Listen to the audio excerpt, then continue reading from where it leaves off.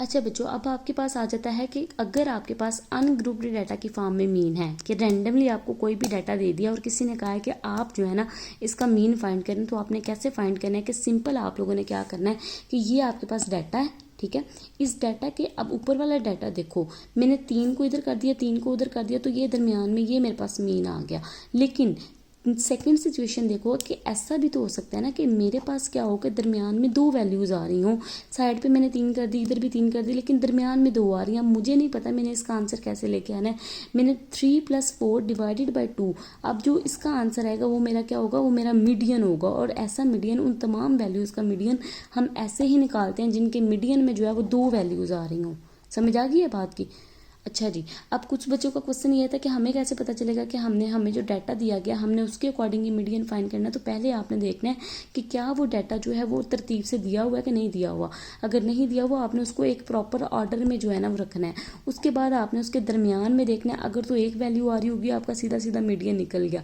लेकिन अगर 2 वैल्यूज़ आ रही होंगी, आपने उन दोनों वैल्यूज़ को आपस में प्लस कर देना है और उसको 2 के ऊपर डिवाइड कर देना है, ठीक है। तो इस तरह से आपका एक अनग्रुप्ड डाटा का मीडियन आ जाएगा।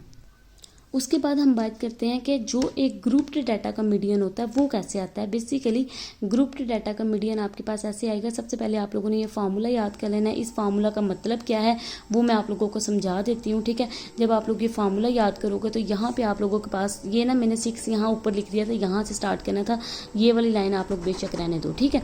अब यहाँ पे क्या होगा कि आप लोगों ने, ये आपके पास एक कॉलम है, इस कॉलम के अंदर आपके क्लास इंटरवल्स दिए हुए हैं, ये आपका क्वेश्चन में दिए होंगे ऑलरेडी।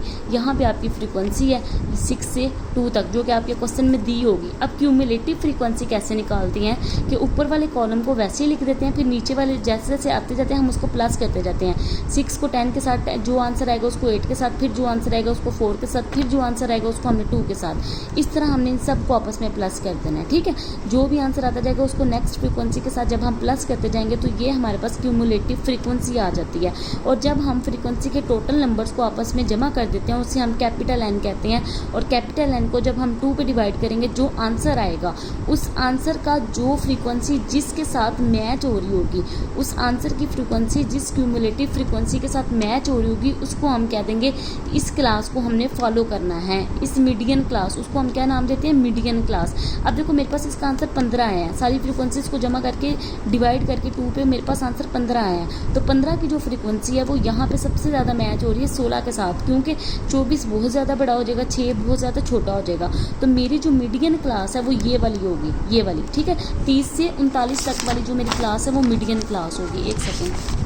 अच्छा जी, उसके बाद हम क्या करेंगे कि हमने इस फार्मूला को अच्छे से समझ लेना है। यहाँ पे अगर आप लोग देखो तो n/2 जो मैंने ऑलरेडी निकाला था जिसका आंसर 15 आया था, यहाँ तो मैं वो लिख दूंगी CF हम कहते हैं क्यूमुलेटिव फ्रीक्वेंसी को, ठीक है। और क्यूमुलेटिव फ्रीक्वेंसी जो मेरी मीडियन क्लास, जो मैंने मीडियन क्लास फाइंड की है उसकी जो पीछे वाली फ्रीक्वेंसी होगी उसे हम क्यूमुलेटिव फ्रीक्वेंसी कहते हैं। उस क्लास की सेम क्यूमुलेटिव फ्रीक्वेंसी हमने नहीं लिखनी। क्यूमुलेटिव फ्रीक्वेंसी कभी भी उस क्लास की सेम नहीं लिखी जाती। फ्रीक्वेंसी हमेशा हमारे पास उसी क्लास की लिखी जाती है जो क्लास हमने फाइंड की होती है। अब दोबारा आप लोग इस पेज पे आ जाओ तो यहाँ पे देखो कि अगर मैं 30 से 39 तक की जो फ्रीक्वेंसी है वो देखूँ तो 10 आ रही है, और अगर इसकी क्यूमुलेटिव फ्रीक्वेंसी देखूँ तो वो 6 आ रही है। ये नहीं कहना कि इसकी क्यूमुलेटिव फ्रीक्वेंसी 16 है, नहीं। हमने जब फार्मूला में लिखनी है तो हमने पीछे वाली क्लास की फ्रीक्वेंसी लिखनी है। अब यहाँ पे आप लोग वैल्यूज़ देखो, मैंने उसके अकॉर्डिंग इसकी वैल्यूज़ को पुट किया है। यहाँ पे जो C है इस फार्मूला में, जो ये वाला C है ना, इसका मतलब क्या है, इस C का मतलब ये है कि इस क्लास की विड्थ कितनी है। इस क्लास का जो इंटरवल है वो 10 आ रहा है। 20 से 29 तक आप काउंटिंग करोगे तो वो 10 आएगा। और यहाँ पे जो L लिखा हुआ है उसका मतलब क्या है कि इस क्लास में जो स्टार्टिंग वाली लोअर बाउंड्री है वो कितनी है। तो 30 से 39 तक को अगर हम देखें तो इसकी जो लोअर बाउंड्री है वो 30 है। लोअर पॉइंट इसका क्या है, 30 है।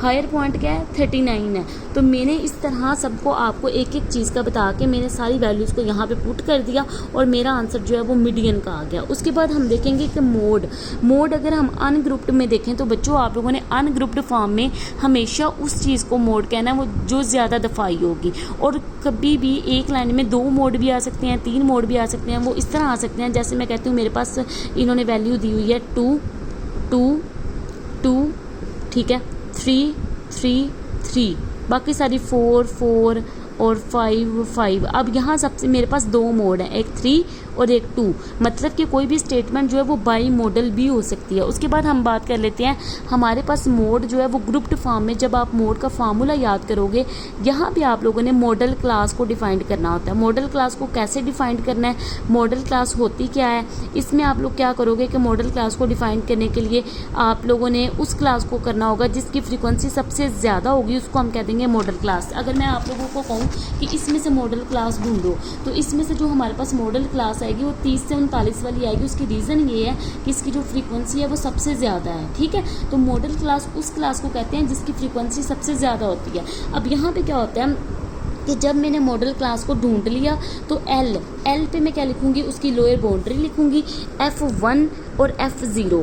F1 क्या होता है और F0 क्या होता है और F2 क्या होता है। F1 होता है जो उस क्लास की अपनी फ्रीक्वेंसी होती है, F0 होता है जो उससे पीछे वाली क्लास की फ्रीक्वेंसी होती है, और F2 होता है जो उसके आगे वाली क्लास की फ्रीक्वेंसी होती है। अगर मैं इस क्वेश्चन में आप लोगों को बताऊं तो इसका जो F1 होगा वो क्या होगा, वो 10 होगा, इसका जो F0 होगा वो 6 होगा, और इसका जो F2 होगा वो 8 होगा। इस तरह से प्रीसीडिंग क्लास कहते हैं पीछे वाली क्लास को, और सक्सीडिंग क्लास कहते हैं जो उसके आगे वाली क्लास होती है।